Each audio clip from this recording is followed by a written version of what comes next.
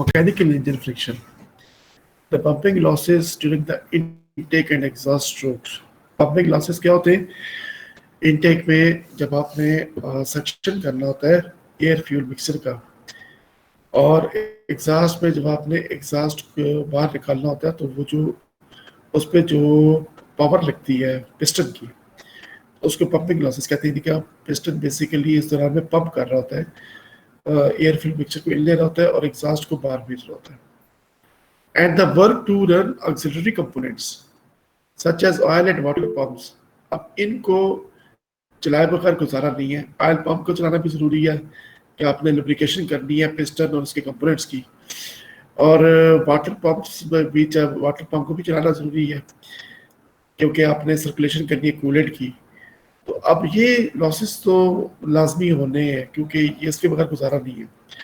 तो अब इसमें से जब आप करते हैं फ्रिक्शन मीन इफेक्टिव प्रेशर जो है वो आपका हो जाएगा indicated mean effective pressure minus brake mean effective pressure. ठीक है, तो जो वो मीन इफेक्टिव प्रेशर जो है उसके दो पोर्शन, यानी कि एक तो जो ड्यूरिंग कंबशन जो जनरेट हो रहा है, माइनस जो मीन इफेक्टिव प्रेशर आपको फ्लाईव्हील पे मिल रहा है। उसमें से जो माइनस टर्म हो रही है बेसिकली वो जो रिजल्ट मिलेगा that is friction mean effective pressure. Volumetric efficiency. Volumetric efficiency क्या होगी कि जब पिस्टन सिलेंडर काम कर रहे होते हैं, पिस्टन जब मूव कर रहा था सिलेंडर के अंदर, उसने एयर फ्यूल मिक्सचर को अंदर सक करना है।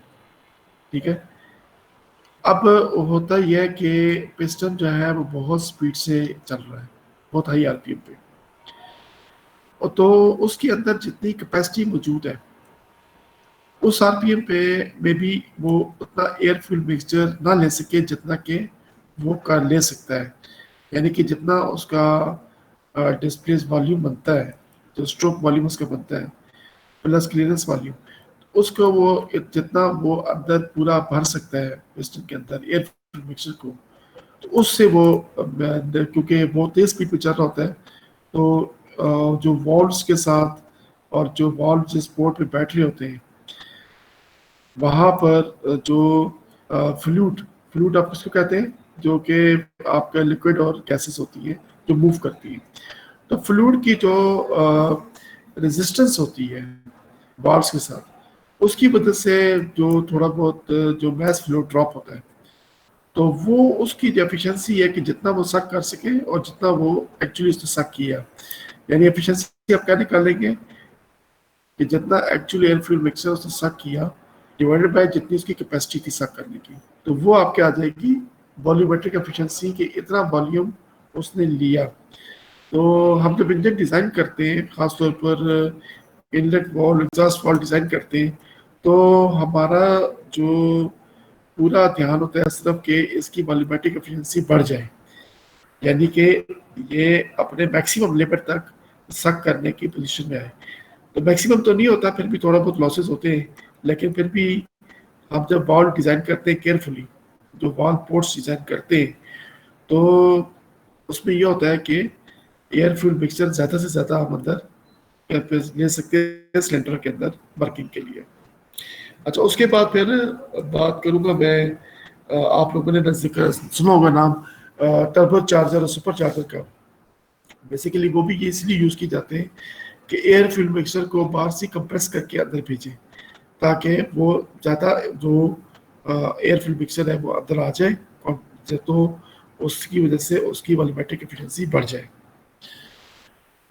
Flow restriction in the intake system, including throttle, intake port, and valve, create a pressure drop in the inlet flow, which reduces the density and thus the mass of gas in the cylinder. ठीक है, तो density कैसे reduce होगी कि जब आपका pressure drop हो जाएगा तो डेंसिटी क्या होती है, मास पर यूनिट वॉल्यूम, तो वो जो वॉल्यूम आ रहा है उसके अंदर मास जो है वो आपका कम हो जाएगा, तो डेंसिटी रिड्यूस हो जाएगी। इसमें जब हम बात कर रहे होते हैं मैस इन फ्लो की, तो उसमें हम दो चीज़ें ले लेते हैं। जब हम मैस इन लिखते हैं तो it is a mass of air as well as mass of fuel, जिसमें जो एयर फ्यूल मिक्सचर की बात करते हैं तो दोनों के mass को हम mass in कहते हैं. The mass of fuel and air inducted into the cylinder divided by the mass that would occupy the displaced volume at the density rho I in the intake manifold is the volumetric efficiency EV. तो यहाँ हम volumetric efficiency को EV से ज़ाहिर कर देते हैं, ठीक है. ईटा वी भी बाज़ लोग लिखते हैं, बाज़ जो फर्गूसन की बुक है उसने EV लिखा हुआ है, तो ईटा का भी सिंबल लगा सकते हैं, eta V stands for volumetric efficiency. तो ईवी जो है वो फर्गूसन की बुक ने इस्तेमाल की है, तो ये लेक्चर चूंकि मैंने ज़्यादा वहाँ से बनाया है, तो ईवी जो है वो वॉल्यूमेट्रिक एफिशिएंसी को यहाँ ज़ाहिर करते हैं. So EV is equal to rate of mass in divided by जो उसके अंदर कैपेसिटी है लेने की इस डेंसिटी के ऊपर. इनटेक जो डेंसिटी है वो हम निकालेंगे जो आपके प्रेशर एम्बिएंट जो PV is equal to MRT की फार्मूले से हम जो डेंसिटी निकालेंगे कि इनटेक डेंसिटी इसकी इतनी है, और डिस्प्लेस वॉल्यूम और आरपीएम डिवाइड बाय 2 का मतलब ये कि 4 स्ट्रोक के लिए आप उसको एक जो 2 रेवोल्यूशन में एक सेक्शन स्ट्रोक आएगा, तो इसलिए इसका n/2 लिखा है. तो मतलब कि उसके हाफ आरपीएम के ऊपर सेक्शन स्ट्रोक आ रहा है, मतलब कि हाफ आरपीएम क्या रहा हूँ, हाफ रेवोल्यूशन के ऊपर एक सेक्शन स्ट्रोक आ रहा है, इसलिए इसका n/2 लिखा है. तो वीडी डिस्प्लेस वॉल्यूम और रो आई जो है वो इनलेट डेंसिटी है, कि जितना आपका बाहर जो आपको डेंसिटी अवेलेबल है, तो दैट इज देयर. जबकि m.n क्या है, rate of mass flow in. This m.n includes both mass of air plus mass of fuel in the air fuel mixture. So this is जो एक्चुअली आ रहा है और जो कैपेसिटी है, तो ये जब आप रेशियो लेते हैं दैट इज वॉल्यूमेट्रिक एफिशिएंसी. तो बाकी ये चीजें मैंने आपको बता दी है, m.n m.a प्लस m.f, और उसके बाद 2 स्ट्रोक साइकिल्स. अब ये तो बात हमने की थी 4 स्ट्रोक साइकिल की. 2 स्ट्रोक साइकिल के लिए एक पैरामीटर होता है, उसको कहते हैं delivery ratio.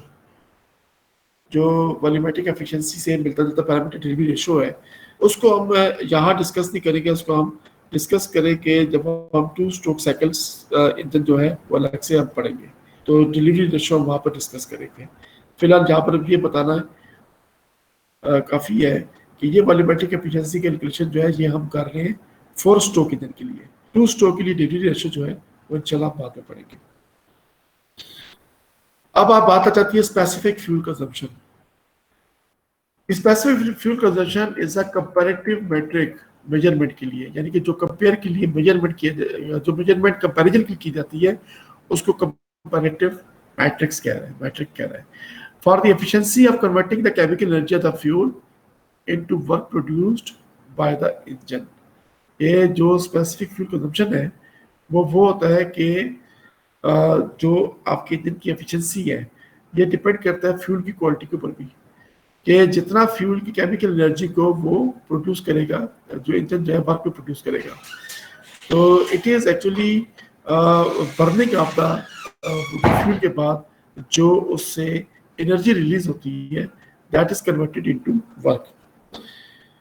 The brake specific fuel consumption is the fuel flow rate divide by the brake power.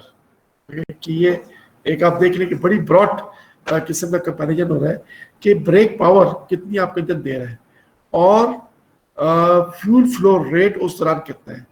उनका जो आप वो कंपैरिजन ले रहे हैं, जो रेशियो ले रहे हैं, उसको आप कहते हैं ब्रेक स्पेसिफिक फ्यूल कंजम्पशन, कि उस ब्रेक पावर के ऊपर हमें कितना फ्यूल देना पड़ रहा है.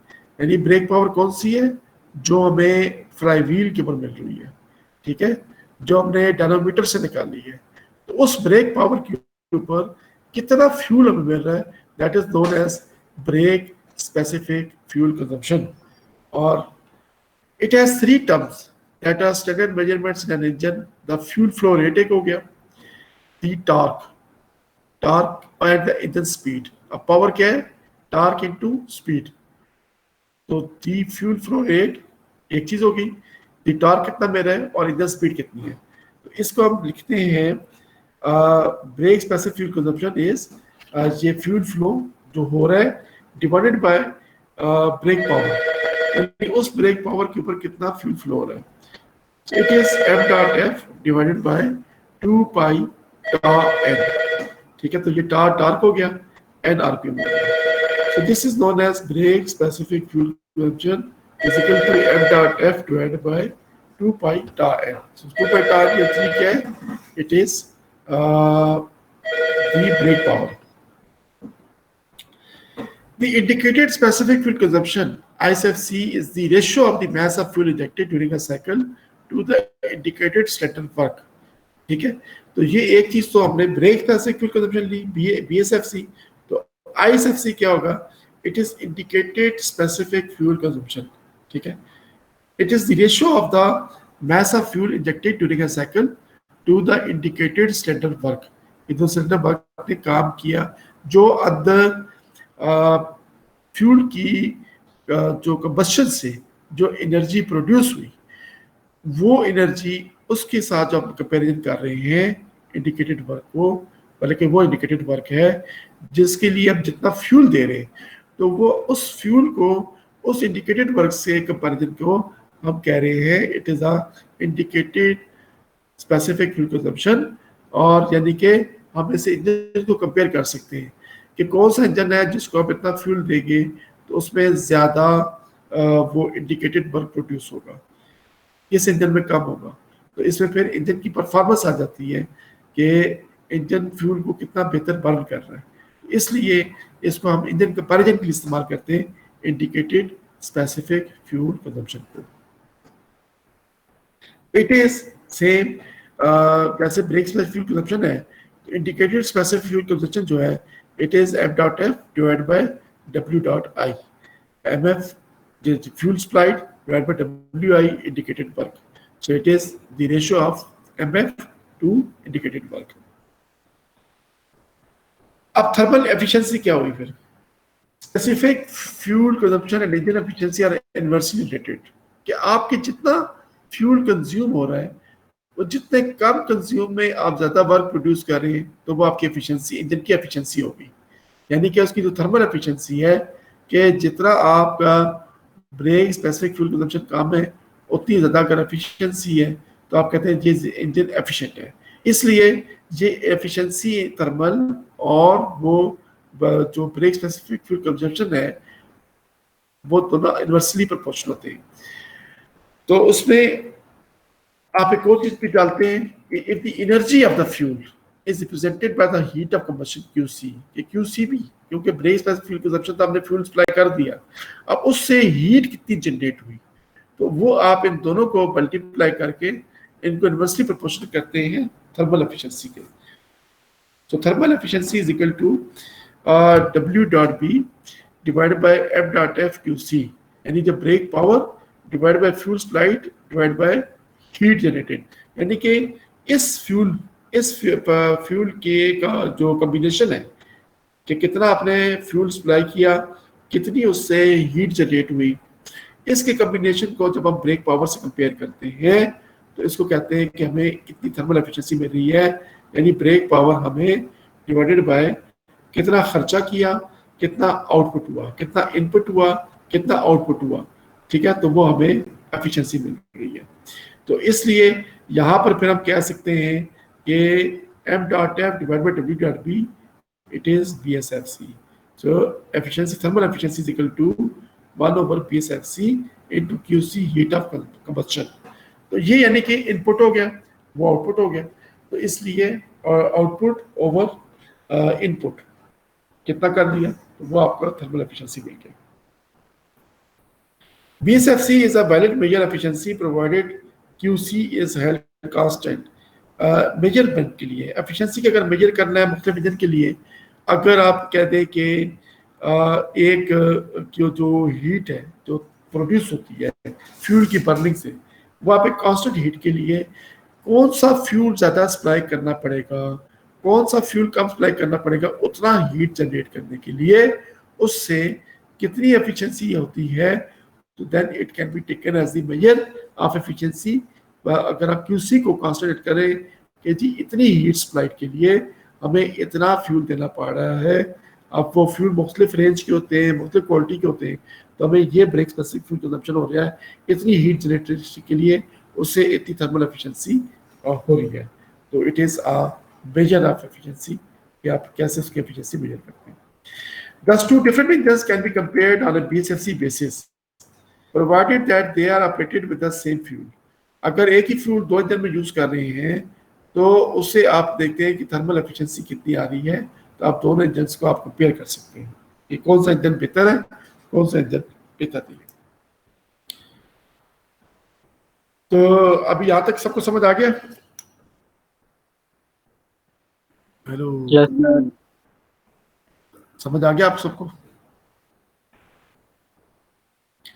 अच्छा, अभी मैं ये प्रॉब्लम जो है आपको जैसे कल क्लास में बोर्ड पे कराया था, तो यहाँ बोर्ड तो नहीं है, तो मैंने जो कॉपी में प्रॉब्लम सॉल्व की है खुद से, तो मैंने क्या किया कि उनको स्ट्रिप्स लगा दी हैं यहाँ पर।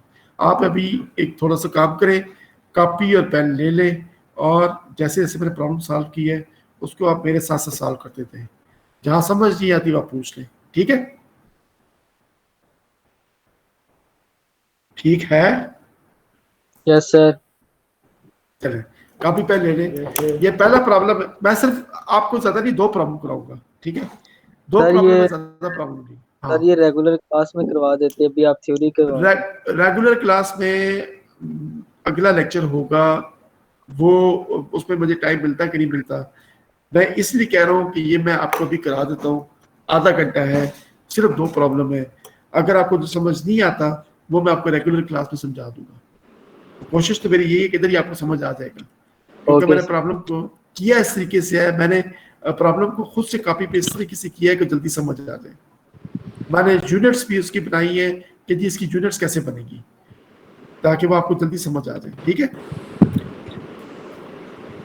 अब ये कह रहा है कि आप four stroke 2.5 litre direct injection automobile engine is tested on A dynamometer at a speed of 2500 rpm.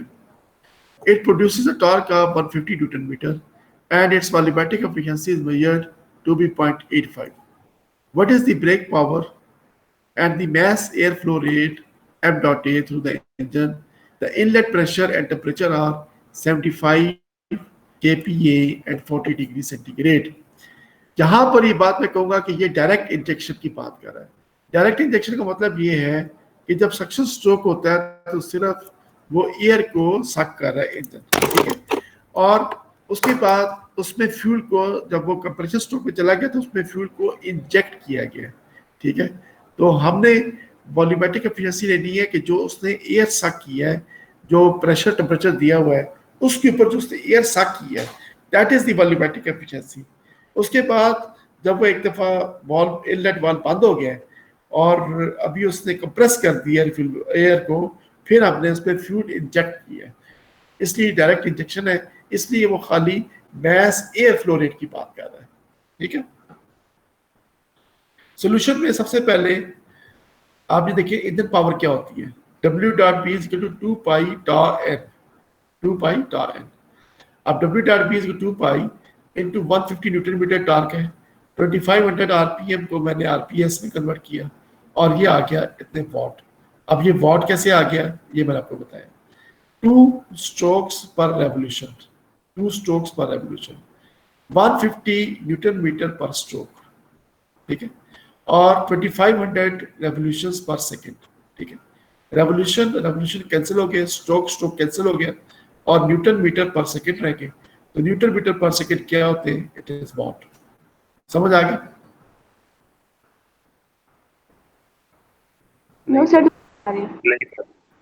दोबारा करा दूं, देखिए W dot B is equal to 2 pi tau N, ठीक है? Tau is torque, N is RPM, ठीक है? तो W dot B is equal to 2 pi into 150 newton metre उसमें दिया हुआ है, 150 न्यूटन मीटर टार्क, ठीक है? 2.5 2 पाई और 2.5 ये वो तो लीटर है, ये 150 न्यूटन मीटर और 2500 आरपीएम, इन दो चीजों को हम यूज कर रहे हैं उसकी W डॉट बी निकालने के लिए, ठीक है? ये निकालने के लिए तो ये क्या है, W dot B is equal to 2 pi into torque 150 newton metre into 2500, ठीक है। अब 2 क्या है, स्ट्रोक पर रेवोल्यूशन, ठीक है, 4 स्ट्रोक है ना, और 150 न्यूटन मीटर, एक स्ट्रोक पे 150 न्यूटन मीटर का टार्क दे रहे हैं, पावर दे रहे हैं ना, आउटपुट पावर, इनटू रेवोल्यूशंस पर सेकंड। तो रेवोल्यूशन कैंसिल हो गए, स्ट्रोक स्ट्रोक कैंसिल हो गया, तो वी आर लेफ्ट विद, ये डॉट जो है ना वैसे ही लगे हुए पेपर के ऊपर, इसलिए इसका कोई मतलब नहीं है, न्यूटन मीटर पर सेकंड। तो what is newton metre per second, we call it a watt, ठीक है। तो वॉट को हमने किलो वाट में कन्वर्ट किया, 39.269 किलो वाट। अभी समझ आ गया? Yes sir. अब आगे चलते, volumetric efficiency, EB is equal to m dot in divide by rho I, ये रो है, रो आई VDN/2। तो EB जो मैंने आपको बताया था कि mass flow, mass of fuel plus air actual जो आ सकता है डिवाइड बाय कैपेसिटी, तो यहाँ तो खाली एयर आ रही है इसलिए अब फ्यूल की बात नहीं करेंगे। Now we know that PV is equal to MRT, ठीक है, एंड जब हम V को यहाँ डिवाइड करते हैं तो P is equal to M over VRT, यही हो जाएगा ना। और मैस पर यूनिट वॉल्यूम क्या होता है, रो डेंसिटी, ठीक है। तो रो इन क्या आ रहा है, हमें उसने प्रेशर और टेम्परेचर दिया हुआ है 75 kPa एंड 40 डिग्री सेंटीग्रेड, इसको केल्विन में कन्वर्ट कर लेंगे, तो ये आपका आ गया P 75,000 पास्कल, ठीक है, divide by R for air, air के लिए जो कांस्टेंट आर है, आइडियल कांस्टेंट आर है, उसकी वैल्यू क्या होती है 287 joules per kilogram per degree kelvin, multiplied by temperature 40 plus 273 kelvin में कन्वर्ट किए, ठीक है। तो ये आ गया 0.835 किलोग्राम पर मीटर क्यूब। अब ये कैसे बना, ये यूनिट कैसे बने, प्रेशर कितना है, newton per metre square, pascal क्या होता है, pascal is newton per metre square, what is R, it is joules per kilogram per degree kelvin, और जॉल खाली क्या होता है, it is newton metre, joule क्या होता है, न्यूटन मीटर। तो जब आपने इस तरह लिखा newton per metre square, newton metre by kilogram, kelvin kelvin से कट गया, न्यूटन न्यूटन से कट गया, ठीक है, किलोग्राम ऊपर हो गया, मीटर स्क्वायर नीचे आ गया, तो किलोग्राम पर मीटर क्यूब हो गया। समझ आ गई है? सर यहाँ पे आर क्या पुट किया आपने? R287 जॉल से एयर के लिए जो क्योंकि हम एयर की बात करें ना इस वक्त, तो जो एयर की जो आइडियल गैस कांस्टेंट है, ठीक है ना, वो 287 joules per kilogram per degree kelvin है एयर का, ठीक है। यस सर, सुना ठीक बेटा, है। आपको समझ आ गया, ठीक है। अच्छा, अब इसके बाद अब ये यूनिट्स मैंने इस तरीके से किए, और यूनिट को फिर मैंने इस तरीके से किया, तो बन गया किलोग्राम पर मीटर क्यूब। तो ये प्रोसेस भी आना आपको चाहिए कि आप यूनिट कैसे उसको ड्राइव करेंगे, ठीक है। तो ये किलोग्राम पर मीटर क्यूब आ गया, तो 0.835 किलोग्राम पर मीटर क्यूब हमारा वो रो इन आ गया। अभी अगली साइड पे चलूं या आप लोग अभी इस पे थोड़ी देर ठहरो? 1 मिनट सर, यस सर, एक मिनट रुक। जी,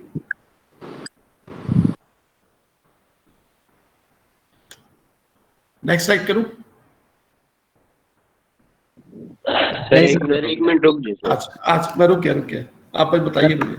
नोट करो।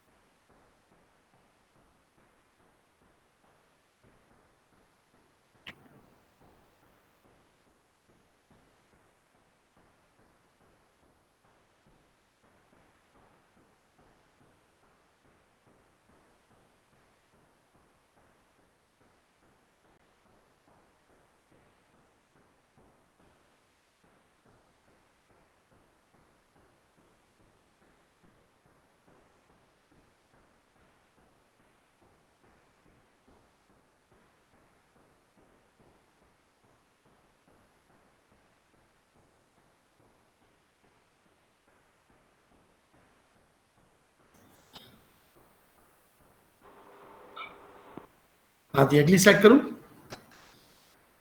Yes, sir. अच्छा, नेक्स्ट में mass airflow rate. Mass airflow rate is half EV rho I VD n. ये डिस्प्लेसमेंट वॉल्यूम है, आरपीएम, डेंसिटी, और ये आपकी वॉल्यूमेट्रिक एफिशिएंसी, ठीक है। So M dot is equal to half 0.85 0.835, ये 0.85 हमें गिवन है, 0.85 वॉल्यूमेट्रिक एफिशिएंसी गिवन है। 0.835 जब भी हमने कैलकुलेट किया किलोग्राम पर मीटर क्यूब, वीडी जो उसका डिस्प्लेस वॉल्यूम है जो हमें 2.5 लीटर से निकाला, ठीक है, 2.5 लीटर से 2.5 इंटू 10⁻³ मीटर क्यूब है। So number of revolution 2500 divide by 60। तो अभी आप देखें इसके जो हमने बनाए किस तरीके से, हाफ स्ट्रोक पर रेवोल्यूशन, यानी कि एक रेवोल्यूशन में ये स्ट्रोक आ रहे हैं, ठीक है। मतलब कि जो जिसमें के वो एयर फ्यूल मिक्सर सक कर रहा है, यानी कि इनटेक स्ट्रोक में पिस्टन नीचे आया उसके हाफ रेवोल्यूशन पे, तो 1/2 किया 1 बाय रेवोल्यूशन, ठीक है। 2 रेवोल्यूशंस के सिर्फ हमने रेवोल्यूशन लिखा, 1 रेवोल्यूशन। फिर ये वॉल्यूमेट्रिक एफिशिएंसी का आपको पता हो तो कोई नहीं है, 0.835 का किलोग्राम पर मीटर क्यूब और इसका मीटर क्यूब। अब इसका रेवोल्यूशन पर सेकेंड, अब इसका रेवोल्यूशन इसके रेवोल्यूशन से कैंसिल हुआ, मीटर क्यूब से कैंसिल हुआ, तो एम डॉट क्या रह गया, किलोग्राम पर सेकेंड, यानी एक सेकेंड में इतने किलोग्राम एयर जो है वो अंदर जा रही है सिलेंडर के। हाउ मच किलोग्राम, 0.0369 किलोग्राम पर सेकेंड, ठीक है। तो ये जरा वो इंक लग की थी, तो 0.0369 किलोग्राम पर second air is getting inside. ये समझ आ गया?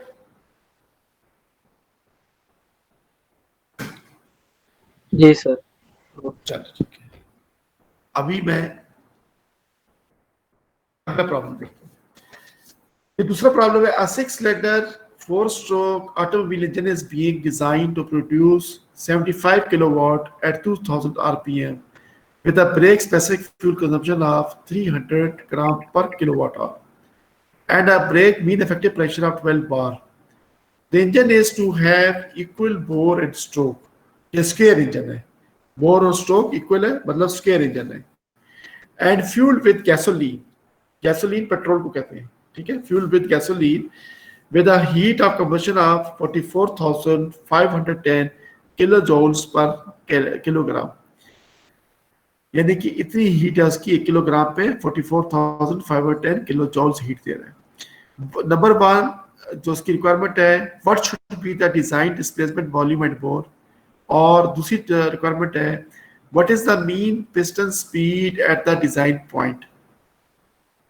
तीसरी रिक्वायरमेंट है what is the fuel consumption per cycle per cylinder, और चौथी रिक्वायरमेंट है what is the brake thermal efficiency, ठीक है। ये 4 रिक्वायरमेंट्स उसने मांगी है।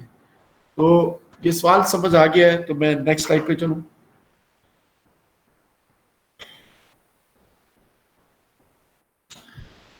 We know that brake mean effective pressure जब भी हमने डिस्कस किया था is W dot P divided by VD at L/2 for 4-stroke engine। तो यहां से हम डिस्प्लेसमेंट वॉल्यूम निकाल सकते हैं। W dot P उसने दिया हुआ है 75, ठीक है, 75 किलोवाट एट 2000 rpm।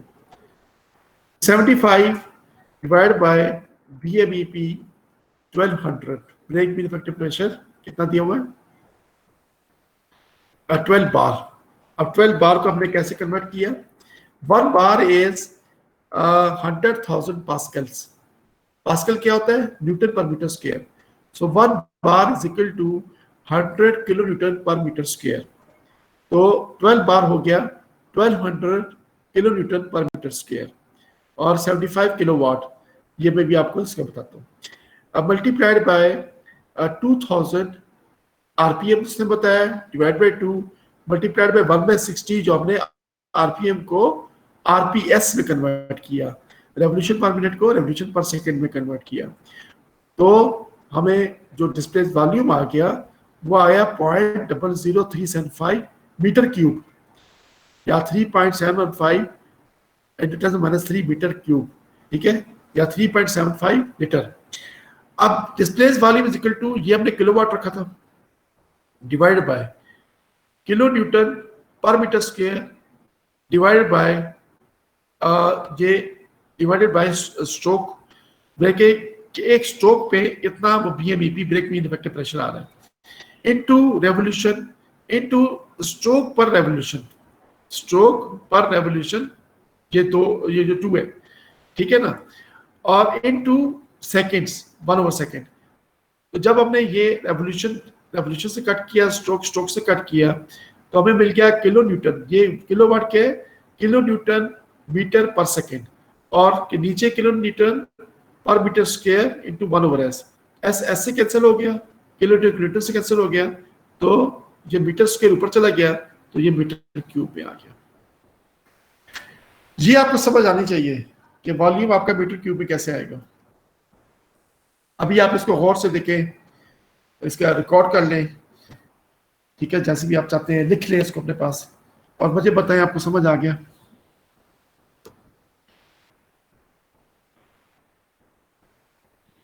सर ये 1/सेकंड की तरफ से है। ये जो आपने 1/60 किया ना, वो मिनट्स को सेकंड में कन्वर्ट करने के लिए ना, 60 सेकंड होते हैं ना एक मिनट में, तो 60 सेकंड को सेकंड लिखा है ना मैंने, सही है, वाला का वही ना, जो मिनट थे ना 1/, क्योंकि आपने आरपीएम को आरपीएस में कन्वर्ट करना है ना, तो 1 सेकंड में करने के लिए, ठीक है ना। ठीक।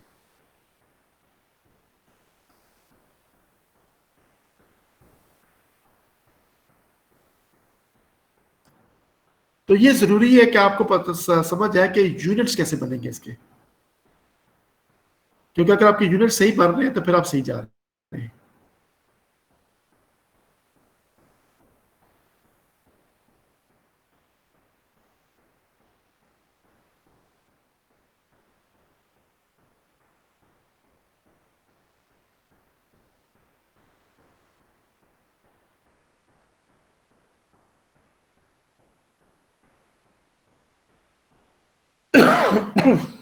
नेक्स्ट स्लाइड पे चलूं।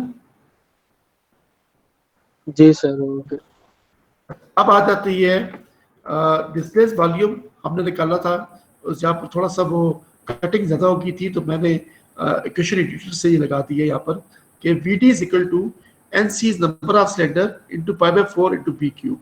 तो हम इससे बोर निकाल सकते हैं, तो bore is equal to 4 into V D divide by N C is number of cylinder into pi, तो 6 सिलेंडर उसने दिया हुआ है, तो ये बोर निकला है हमारा 92.7 मिलीमीटर।